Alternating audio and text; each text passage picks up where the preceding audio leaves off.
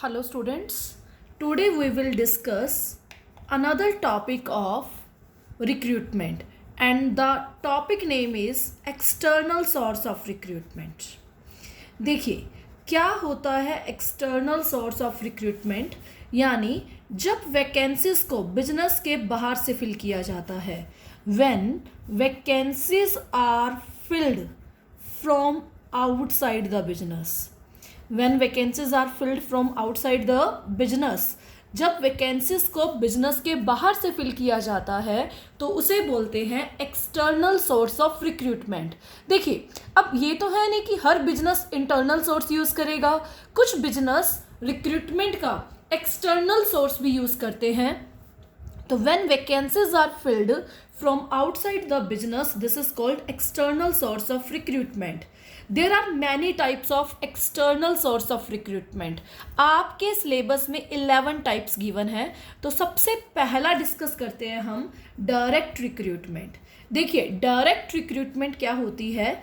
ऐसी रिक्रूटमेंट जो फैक्ट्री के गेट से होती है, जो वर्कशॉप के गेट से होती है, उसे बोलते हैं डायरेक्ट रिक्रूटमेंट.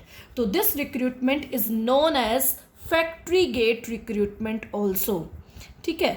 अब क्या है फैक्ट्री गेट रिक्रूटमेंट? फैक्ट्री के गेट पे एक A4 साइज का पेज लगा दिया जाता है, एक स्लिप लगा दी जाती है कि कल 400 लेबर की नीड है. तो इसे बोलते हैं डायरेक्ट रिक्रूटमेंट. कोई इंटरव्यू नहीं, कुछ नहीं.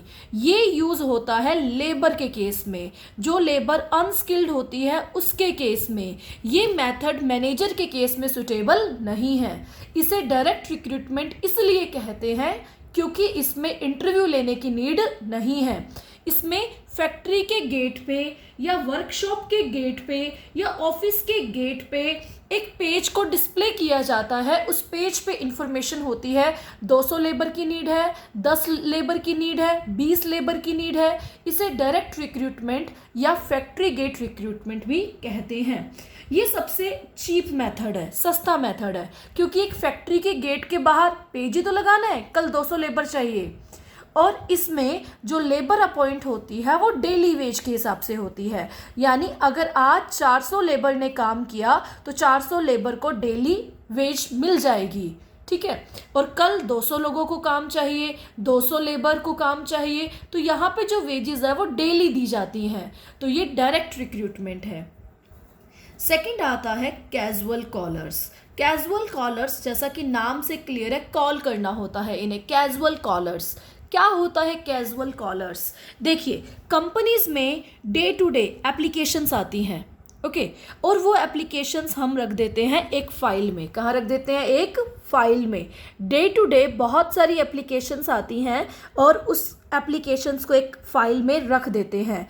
जब कंपनी में वैकेंसी होती है तो इस फाइल को ओपन किया जाता है. इस फाइल में जो एप्लीकेशंस आई हैं उन्हें देखा जाता है, उन्हें कॉल किया जाता है. तो इसे हम बोलते हैं कैजुअल कॉलर्स. इन्हें क्या बोलते हैं? Casual callers. एक और एग्जांपल लेते हैं कैजुअल कॉलर्स का. देखिए क्या होता है casual caller. For example school है. स्कूल में रोज कैंडिडेट्स आते हैं, एप्लीकेशंस देते हैं, अपने रेज्यूमे देते हैं, और हमारे जो रिसेप्शनिस्ट मैम हैं उसे उन एप्लीकेशंस को फाइल्स में लगाते जाते हैं. जिस दिन स्कूल में वैकेंसी आती है, यानी कोई टीचर छोड़ के जाता है या नई वैकेंसी क्रिएट होती है, फाइल को ओपन करके कैंडिडेट्स को फ़ोन किया जाता है. फॉर एग्जांपल कॉमर्स की वैकेंसी है तो कॉमर्स कैंडिडेट्स को फ़ोन किया जाता है कि अब वैकेंसी है, आपने आना है या नहीं आना. तो that is called casual callers. जो एप्लीकेशंस आई हैं, जो फाइल में पड़ी हैं, उन्हें कॉल करना is this called casual callers. This is called casual callers. Third method है हमारे पास मीडिया एडवर्टाइजिंग. देखिए क्या होता है मीडिया एडवर्टाइजिंग. मीडिया एडवर्टाइजिंग बहुत ही अच्छा मेथड है, लेकिन थोड़ा महंगा मेथड है. क्यों? क्योंकि इसमें ऐड दी जाती है और ऐड हमेशा पेड फॉर्म होता है, पेमेंट की जाती है ऐड की. न्यूज़पेपर में ऐड दी जाती है, या फिर टीवी पे ऐड दी जाती है, या फिर मैगजीन्स पे ऐड दी जाती है, या रेडियो FM इन पे क्या दी जाती है? ऐड दी जाती है. तो this is called media advertising. For example कोई कंपनी है, कंपनी में वैकेंसीज़ हैं, मैनेजर्स चाहिए, तो न्यूज़पेपर में ऐड दी जाती है कि इस कंपनी में इतनी वैकेंसीज वैकेंट हैं, ठीक है, तो इसे बोलते हैं media advertising. For example school में टीचर्स की रिक्वायरमेंट है, for example we can say 5 teachers की रिक्वायरमेंट है, तो न्यूज़पेपर में आता है पाइनियर कॉन्वेंट स्कूल वैकेंसी, और यहाँ पे लिखा होता है 2 टीचर्स चाहिए हमें कॉमर्स के, जिनकी क्वालिफिकेशन होनी चाहिए एमकॉम, ठीक है। 2 टीचर्स चाहिए हमें आर्ट्स के, जिनकी क्वालिफिकेशन होनी चाहिए एमए, और 1 टीचर चाहिए हमें इंग्लिश का, जिसकी क्वालिफिकेशन होनी चाहिए एमए इंग्लिश, और सैलरी इतनी, सब कुछ। तो this is called media advertising. Media के थ्रू एडवर्टाइज करना इज कॉल्ड मीडिया एडवर्टाइजिंग। जिस पेपर में, टीवी पे, मैगजीन में, रेडियो में ऐड देंगे, वो कंपनी को उसको क्या करना पड़ेगा, पे करना पड़ेगा, क्योंकि न्यूज़पेपर में ऐड दे रहे हैं तो न्यूज़पेपर वालों को पे करना पड़ेगा, टीवी में ऐड आ रही है तो टीवी वालों को पे करना पड़ेगा। तो इस मेथड में कंपनी को पे करना होता है मीडिया को। 4th मेथड है हमारे पास एम्प्लॉयमेंट एक्सचेंज। 4th मेथड क्या है, एम्प्लॉयमेंट एक्सचेंज। देखिए, हर डिस्ट्रिक्ट में गवर्नमेंट ने एम्प्लॉयमेंट एक्सचेंज बनाए हैं। इस एम्प्लॉयमेंट एक्सचेंज का क्या काम है, एम्प्लॉयमेंट एक्सचेंज का काम है जितने भी अनएम्प्लॉयड कैंडिडेट्स हैं उनके नेम को रजिस्टर्ड करना। फॉर एग्जांपल फतेहाबाद में जो एम्प्लॉयमेंट एक्सचेंज है उसका काम क्या है, जितने भी अनएम्प्लॉयड पीपल हैं उनका नेम इस एम्प्लॉयमेंट एक्सचेंज में रिकॉर्ड करना, लिखना, ठीक है। उसके बाद क्या होगा, जितनी भी कंपनीज़ हैं एम्प्लॉयमेंट एक्सचेंज को फ़ोन करेंगी, और फॉर एग्जांपल किसी कंपनी में एमबीए मैनेजर्स की रिक्वायरमेंट है, तो एम्प्लॉयमेंट एक्सचेंज से एमबीए कैंडिडेट्स का डाटा मांगा जाएगा, तो एम्प्लॉयमेंट एक्सचेंज कंपनी को क्या देगा, डाटा प्रोवाइड करेगा। तो ये भी एक रिक्रूटमेंट का मेथड है, इसे बोलते हैं एम्प्लॉयमेंट एक्सचेंज मेथड। क्या बोलते हैं, एम्प्लॉयमेंट एक्सचेंज।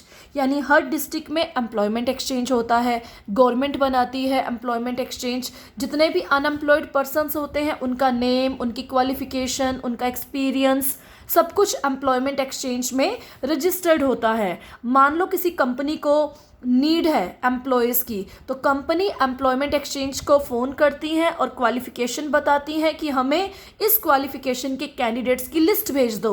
एम्प्लॉयमेंट एक्सचेंज उन कैंडिडेट्स की लिस्ट भेजते हैं, तो ये होता है एम्प्लॉयमेंट एक्सचेंज। 5th है प्लेसमेंट एजेंसी।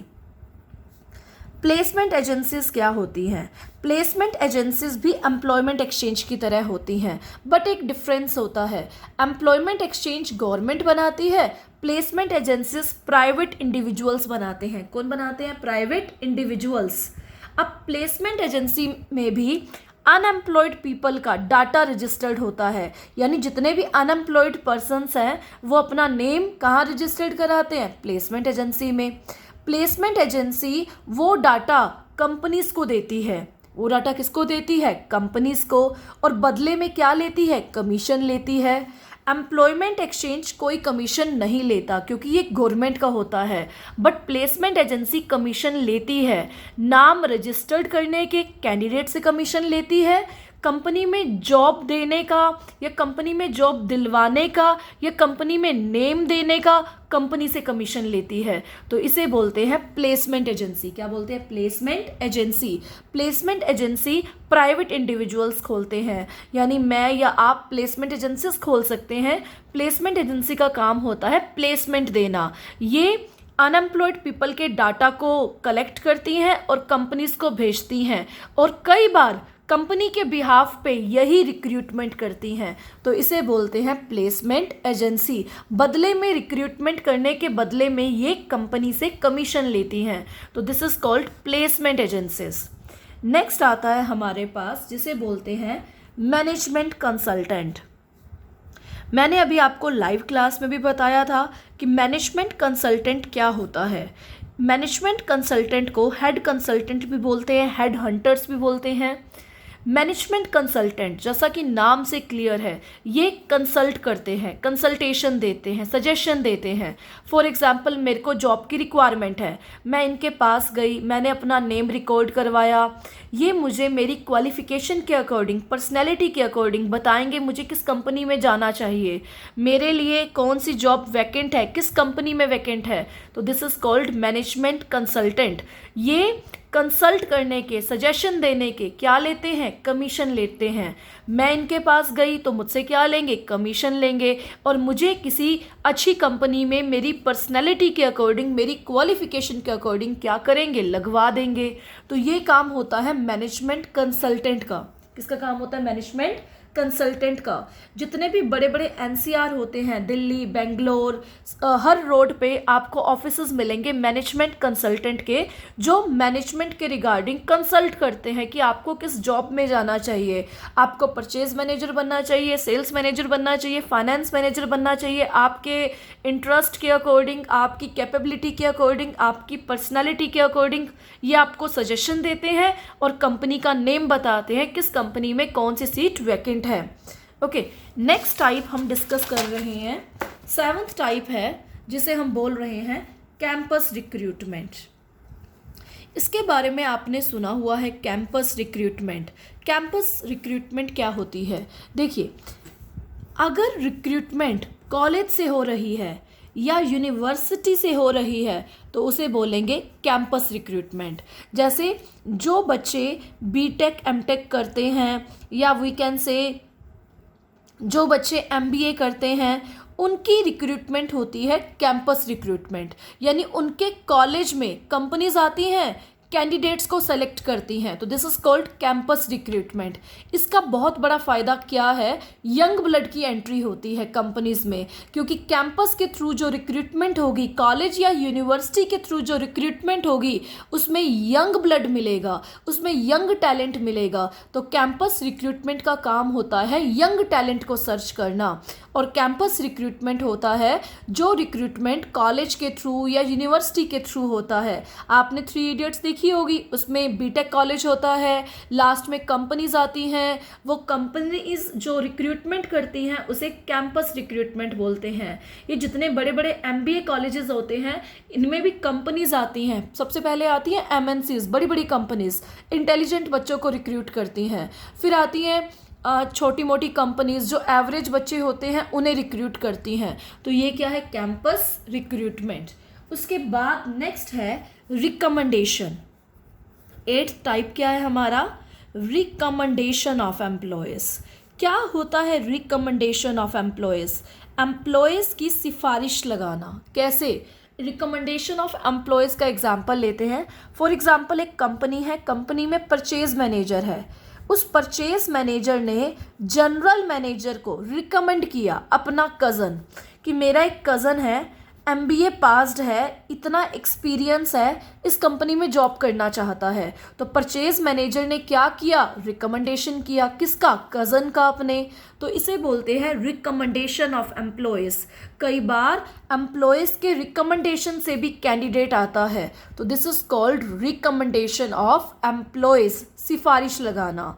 ठीक है, फॉर एग्जाम्पल मैं स्कूल में पढ़ाती हूँ, तो मैंने मेरी सिस्टर की सिफारिश लगा दी, या मैंने मेरे ब्रदर की सिफारिश लगा दी, या मैंने मेरे फ्रेंड की सिफारिश लगा दी कि वो स्कूल में आना चाहता है, प्रिंसिपल मैम को या एमडी सर को। ठीक है, तो this is called recommendation. Next point है हमारे पास जिसे बोलते हैं लेबर कॉन्ट्रैक्टर। इसके बारे में आप सबको पता है, लेबर कॉन्ट्रैक्टर क्या होता है। लेबर कॉन्ट्रैक्टर का मतलब होता है लेबर को अरेंज कराना। देखिए, लेबर कॉन्ट्रैक्टर मिडिल मैन होता है, किसके बीच का, मैनेजर और लेबर के बीच का। फॉर एग्जाम्पल एक कंपनी में 300 लेबर की रिक्वायरमेंट है, तो कंपनी का मैनेजर लेबर कॉन्ट्रैक्टर को फ़ोन करता है कि कल 300 लेबर की रिक्वायरमेंट है। इस लेबर कॉन्ट्रैक्टर का काम है लेबर को अरेंज कराना। यानी लेबर कॉन्ट्रैक्टर डिमांड और सप्लाई में क्या बनाता है, रिलेशन बनाता है। लेबर कॉन्ट्रैक्टर मैनेजर और लेबर में रिलेशन बनाता है।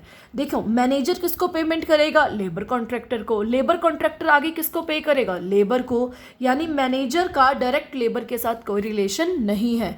तो ये है लेबर कॉन्ट्रैक्टर। ये क्या है? Labour contractor. कि मैनेजर कॉल करेगा लेबर कॉन्ट्रैक्टर को, लेबर कॉन्ट्रैक्टर की रिस्पॉन्सिबिलिटी रहेगी, काम रहेगा लेबर को अरेंज कराना। तो ये था लेबर कॉन्ट्रैक्टर। नेक्स्ट है टेलीकास्टिंग।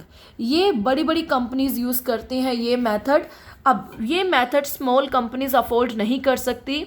टेलीकास्टिंग का मतलब होता है कंपनी का टेलीकास्ट कराया जाता है, कंपनी की एसेट्स दिखाई जाती हैं, कंपनी का इंफ्रास्ट्रक्चर दिखाया जाता है, ठीक है, और बताया जाता है कंपनी का स्टैंडर्ड ऑफ लिविंग क्या है, कंपनी के एम्प्लॉयज़ कैसे काम करते हैं, कंपनीज के एम्प्लॉयज़ का कैबिन्स कैसे हैं, ठीक है। तो इसे टेलीकास्ट करना इज कॉल्ड टेलीकास्टिंग। ये क्यों किया जाता है? ताकि कैंडिडेट्स कंपनी का इंफ्रास्ट्रक्चर देखे और कंपनी की ओर अट्रैक्ट हो।